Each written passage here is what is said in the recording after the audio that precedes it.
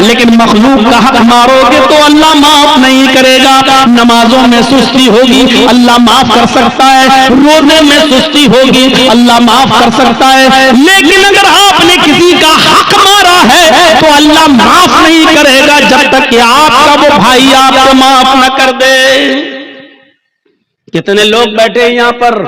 کتنے یتیموں کا حق مارے بیٹھے ہوں گے، کتنا اپنے بھائیوں کا حق مارے بیٹھے ہوں گے، اور ان سب کے حق نہیں بھی مارے ہوں گے تو اپنی بیٹیوں کو اور اپنی بہنوں کا حق تو مارے ہی ہوں گے۔ کتنے لوگ ہیں جو یہ کہہ کے جاتے ہیں کہ میرے مرنے کے بعد میرے بیٹوں کے ساتھ ساتھ میری بیٹی کو بھی ہماری وراثت میں سے قرآن و حدیث کے مطابق حصہ دے دینا، اور کتنے ایسے لوگ ہیں کہ باپ کے مرنے کے بعد اپنے باپ کی وراثت میں بیٹوں کے ساتھ ساتھ وہ اپنی بہنوں کو بھی حق دیتے ہیں، اور کتنے ایسے بھائی ہیں وہ مجھے بتائیں کھڑے ہو کر جنہوں نے اپنی پراپرٹی میں سے اپنی بہنوں کو بھی حصہ دیا ہو۔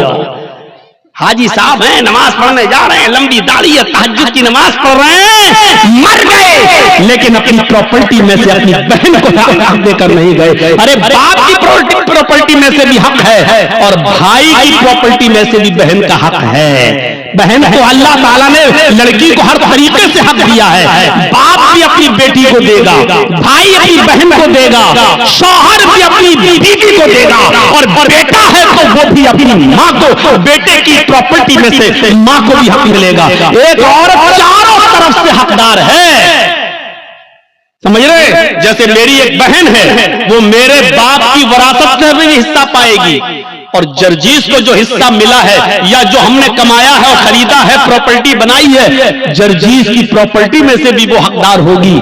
اور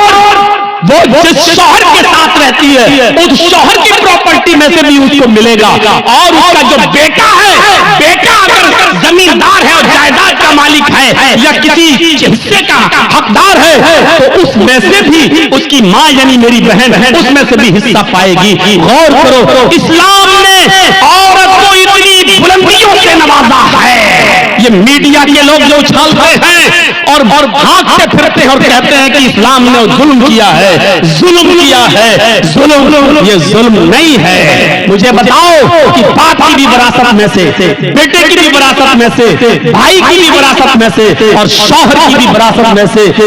ایسا کون سا مذہب ہے اور ایسا کون سا سمپردائے ہے جو اپنے بہن، بیٹی، بیوی کو حق دیتا ہو؟ میرے بھائیوں، یہ اسلام ہے جس نے عورت کو اتنی عزتوں سے نوازا ہے۔ اگر ماں ہے تو کہہ دیا کہ تیرے قدموں کے نیچے تیری اولاد کے لیے جنت ہے، اگر بیوی ہے تو کہہ دیا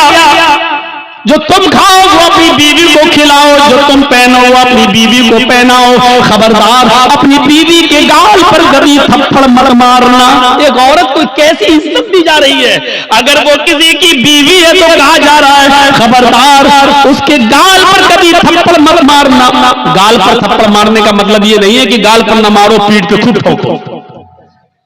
تو مولانا صاحب تو کہہ رہے ہیں گال پہ مت مارو، اس کا مطلب گال کے علاوہ جہاں چاہو وہاں مار سکتے ہو۔ گال کو بولنے کا مطلب یہ ہے کہ سب سے زیادہ نازک حصہ یہ گال ہوتا ہے، یہاں ماریں گے ہو سکتا ہے کہ اس نے اپنے آپ کو بچایا اور آنکھ میں ہاتھ لگ جائے، انگلی چلی جائے اور اس کی آنکھ پھٹ جائے، تو جب اتنے نازک جگہ پر مارنے کا حق نہیں دیا ہے تو عورت کو مارنے کا مطلب یہ نا گال پر کہیں نہ مارو۔ کسی کنڈیشن میں دیا ہے اجازت، ہم اس طرف ابھی نہیں جانا چاہتے ہیں، پرمیشن دی ہے کسی کنڈیشن میں، لیکن اس میں بھی اتنے احتیاط کے ساتھ کہ تم ہلکی پھلکی مار سکتے ہو، وہ بھی تب جب آپ کی بیوی آپ کے منع کرنے کے باوجود اور پنچایت کا فیصلہ ماننے کے باوجود بھی آپ کے علاوہ کسی دوسرے مرد کو اپنے بستر پہ بلاتی ہے اور اس کے ساتھ رنگ رلیاں مناتی ہے اور سمجھانے کے باوجود بھی نہیں مانتی ہے، تو اب ایک آخری راستہ یہ ہے کہ اس کو ہلکی پھلکی مار سکتے ہو، لیکن اس وقت بھی گال پر نہیں، اور اتنی بھی نہیں کہ پیٹھ پر لکڑی اور ڈنڈوں کے نشان بن جائیں،